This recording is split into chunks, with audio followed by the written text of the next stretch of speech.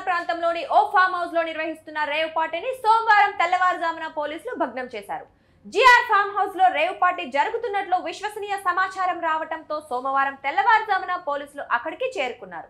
పోలీసుల నుంచి తప్పించుకునేందుకు పార్టీలో ఉన్నవారు పరుగులు తీశారు. ఈ దాడుల్లో 17 MDMA టాబ్లెట్లు, కొకైన్లు పోలీసులు స్వాధీనం చేసుకున్నట్లు తెలుస్తోంది. ఈ పార్టీకి బెంగళూరు, ఆంధ్రప్రదేశ్ నుంచి 100 మందికి పైగా హాజరు కాగా వీరిలో 25 మందికి పైగా యువతులు ఉన్నట్లు సమాచారం.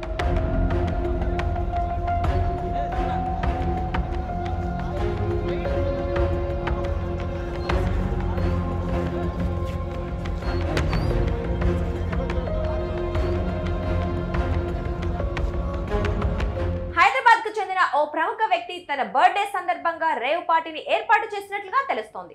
పార్టీ జరిగిన ఫామ్ హౌస్ లో ఏపీ మంత్రి కాకాని గోవర్ధన్ పేరుతో స్టిక్కర్ ఉన్న కారు దర్శనమిచ్చింది. అయితే ఆ కారు తనది కాదని ఆయన ఇప్పటికే వివరణ ఇచ్చారు. ఎవరో దురుద్దేశపూర్వకంగా తన పేరును వాడుతున్నారని, ఆ స్టిక్కర్ కు 2023తోనే కాల పరిమితి ముగిసిందని తెలిపారు.